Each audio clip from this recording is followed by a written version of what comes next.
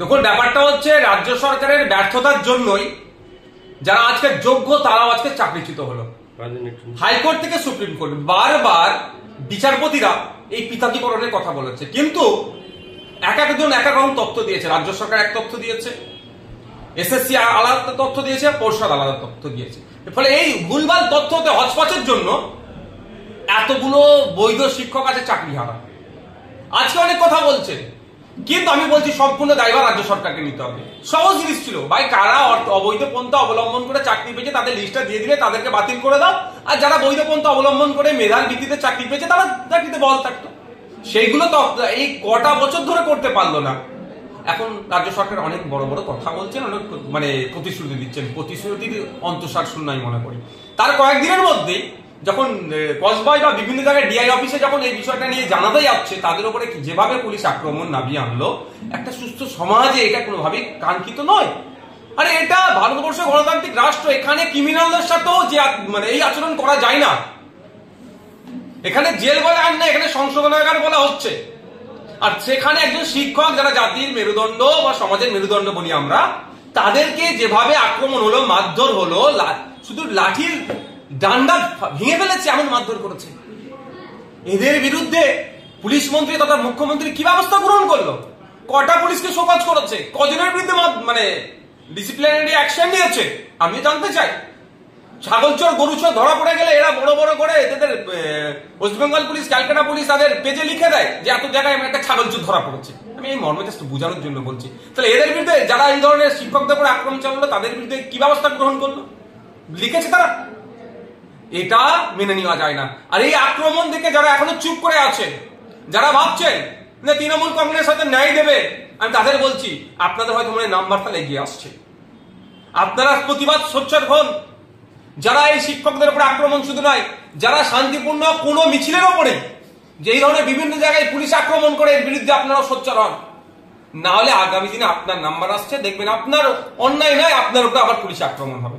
দেখতে পাচ্ছি তো, গাড়ি যাচ্ছে, সব কাগজপত্র ঠিক আছে, এত টাকা দিতে হবে, না দিলে মারধর করছে, আটকে রাখছে গাড়ি। এই ধরনের অহরহ ঘটনা ঘটছে। তাহলে আমাদেরকে সমাজের সকল স্তরের মানুষকে আসতে হবে, পুলিশটা কি জিনিস।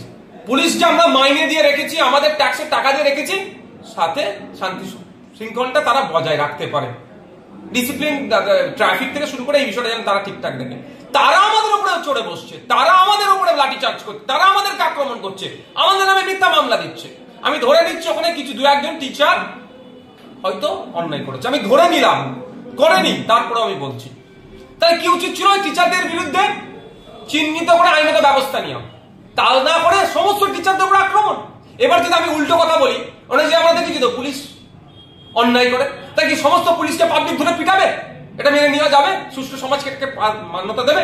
যেমন এটাকে মান্যতা দেবে না পুলিশের উপর আক্রমণকে, পুলিশ অন্যায় করলো পুলিশের উপর আক্রমণ করাকে মান্যতা দেবে না, ঠিক একইভাবে টিচারদের উপরে যেভাবে আক্রমণ করেছে পুলিশ, এটাকেও মেনে নেওয়া যায় না। একটু বলে রাখি, মাননীয় মুখ্যমন্ত্রী পুলিশ মন্ত্রীকে, আমাদের কাছে ডেটা আছে, ইউনাইটেড নেশন বলছে 1 লক্ষ মানুষ থাকলে 221টা পুলিশ দিতে, আর আমাদের রাজ্যে 1 লক্ষ মানুষ পিছু মাত্র 97 থেকে 98টা পুলিশ আছে। আপনার ওয়েপেন শর্টেজ আছে, 75% ওয়েপেন শর্টেজ আছে আমাদের রাজ্যে। পুলিশ দিয়ে আমাদের ধমকানো চমকানো গণতান্ত্রিক আন্দোলনকে আপনাদের দলের লোকেরা চুরি করেছে। চুরি করার জন্য মেধাযুক্ত গুলো আজকে চাকরি হারা হয়েছে, আপনারা ডেটা ঠিকঠাক দেননি, আবার পুলিশকে দিয়ে মারধর করাচ্ছেন। এটাকে কিন্তু মেনে নেওয়া যাবে না। এটা অবিলম্বে যারা এই অন্যায় কাজের সাথে যুক্ত যে পুলিশ কর্মীগুলো ছিল তাদের বিরুদ্ধে ব্যবস্থা গ্রহণ করুন, অন্যথায় কিন্তু এর জবাব আপনাদেরকে গণতান্ত্রিক প্রক্রিয়ায় পাবলিক দেবে, আমরাও দেব। আপনি বলছেন পুলিশ শর্টেজ আছে, সিভিক পুলিশ তো দিয়ে যাই দিয়েছে, তাতে অনেক শর্টেজ আছে। আমি ইউনাইটেড নেশনের যে রেকমেন্ডেশন সেটাকে সামনে রেখে বলছি। একটা সিভিক ভলেন্টিয়ার যারা আছে তাদেরকেও তো অন্যায়ভাবে কাজে লাগাচ্ছে। তা সিভিক ভলেন্টিয়ারদেরকে এরকম ল অ্যান্ড অর্ডার দেখার কোনো কাজে লাগানোর নিয়ম নাই। সিভিক ভলেন্টিয়ার দিয়ে পড়াচ্ছে, যখন ফেসে যাচ্ছে কারা হচ্ছে সিভিক ভলেন্টিয়ার গুলো। কদিন আগে দেখলেন না, বারাসাতে লরি দান করিয়ে টাকা তুলছিল। সিভিক ভলেন্টিয়ারদের ক্ষমতা আছে লরি দান করিয়ে টাকা নেওয়ার, তাদের ঊর্ধ্বতন অফিসার গুলো যদি না বলে। কিন্তু ছবি কার আসলো? সিভিক ভলেন্টিয়ারে। বলি বাঁকড়া কে হলো? Civic volunteer. সিভিক ভলেন্টিয়ারদের বলবো, আপনাদের কিন্তু ল অ্যান্ড অর্ডার দেখার দায়িত্ব নয়। হাইকোর্ট বারবার কথা নির্দেশ দিয়েছে। সুতরাং আপনারা যদি ওখানে কি হইয়াই করে, পার্টিকুলার আপনাদের দেখে দেখে কিন্তু আগামী দিনে মামলা হবে, আপনাদের নাম ধরে ধরে হবে। আপনাদের তো দপ্তর কিন্তু আপনাদের বাঁচাতে পারবে না। সুতরাং মাইনে কম দিচ্ছে, মাইনে বাড়ানোর জন্য কেউ বলছে না, আমি বলছি যেমন মাইনে বাড়ানোর জন্য 1000 টাকা বেড়েছে, 1000 টাকা বাড়লে হবে না, সমকাজে সমবেতন দিতে হবে। একটা সিভিক ভলেন্টিয়ার কনস্টেবলের থেকে কোনো অংশে কাজ কম করছে না, তাহলে কনস্টেবলের মতো কেন মাইনে পাবে না? 2019 সালে সমকাজে সমবেতনের মতো সিভিক ভলেন্টিয়ারদের মাইনে দাবি করছি, যেমন সাথে সাথে সতর্ক করে দিচ্ছি সিভিক ভলেন্টিয়ারদেরকে, যদি আপনারা এই ল অ্যান্ড অর্ডার দেখার কাজে যান, আপনাদের কিন্তু চিহ্নিত করে করে মামলা হবে। এই যে আমরা সুন্দরবন থেকে আসছি, সেই জায়গা থেকে যখনই রাস্তা দেখছি প্রত্যেকটা জায়গায় কিন্তু সিভিক ভলেন্টিয়ারের রাস্তা গাড়িগুলোকে আটকাচ্ছে, গাড়িগুলোকে কাগজপত্র চেক। যদি সিভিক ভলেন্টিয়ার করে আপনি তাদের ভিডিও করুন আর বলুন আপনার রাইট নাই, ইভেন কনস্টেবলও রাইট নাই, এএসআই থেকে ওপর থেকে যারা আছে তারা এইসব কাগজপত্র চেক তারা করতে পারবে, তার নিচে কেউ দেখতে পারে না।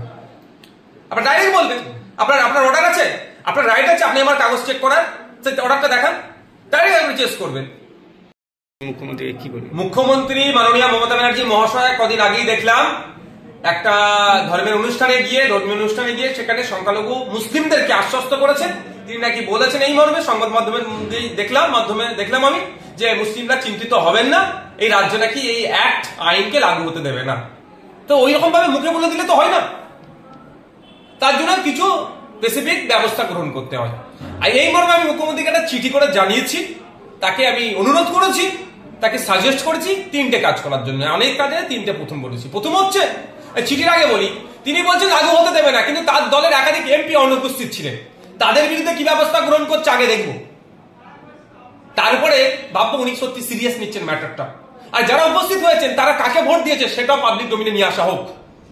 বিজেপির পক্ষে ভোট দিল না বিজেপির বিপক্ষে ভোট দিল, কারণ লোকসভা রাজ্যসভা মিলিয়ে 42টি এমপি আছে, একাধিক এমপি উপস্থিত ছিল না, তাদের বিরুদ্ধে কি ব্যবস্থা গ্রহণ করছেন সেটা যেমন দেখতে চাই, যারা ভোট দিয়েছেন কোন দিকে ভোটটা দিয়েছেন সেটা পাবলিক ডোমিনে আনা হোক। তারপর আমি 3টে মর্মে ওনাকে চিঠি করেছি। প্রথম হচ্ছে বিধানসভায় বিল, এই যে ওয়াকফ অ্যামেন্ডমেন্ট অ্যাক্ট, যে নতুন অ্যাক্ট হয়েছে 2025-এ যে আইন হচ্ছে, এই আইনটা আমাদের রাজ্যে আমরা বাস্তবায়ন হতে দেব না, করব না, এই মর্মে তো উনি পাবলিক ডোমিনে বলছেন, এই কথাটাই বিধানসভায় একটা রেজুলেশন পাস করানো হোক, এই মর্মে আমি চিঠি করেছি মুখ্যমন্ত্রীকে।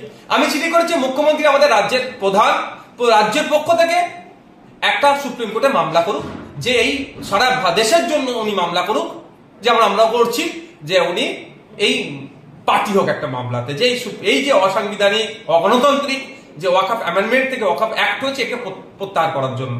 3 নম্বর, লোকসভা রাজ্যসভা মিলিয়ে 42টি এমপি আছে এবং আমাদের রাজ্যে 200-র অধিক এমএলএ আছে, সমস্ত এমপি এমএলএদেরকে নির্দেশনা দিক, তারা ইন্ডিভিজুয়ালি একে একে তারা আলাদা আলাদা করে মামলা করুক। এই 3টে মর্মে আমি আমাদের রাজ্যের মুখ্যমন্ত্রী মাননীয় মমতা ব্যানার্জি মহাশয়কে আমি চিঠি করেছি। আশা করছি তিনি সংখ্যালঘুদেরকে শুধুমাত্র মুখে বলবেন না, বাস্তবে তিনি সংখ্যালঘুদের পাশে থাকবেন, বিধানসভায় রেজুলেশন পাস করাবেন এই আইনের বিরুদ্ধে, তিনি নিজে সুপ্রিম কোর্টে যাবেন রাজ্যের পক্ষ থেকে, মানে রাজ্য যাবে সুপ্রিম কোর্টে। 3 নম্বর হচ্ছে তার এমপি এমএলএদেরকে আপনার প্রত্যেককে, হ্যাঁ কয়েকজন বিক্ষুব্ধ ভাবে এমপি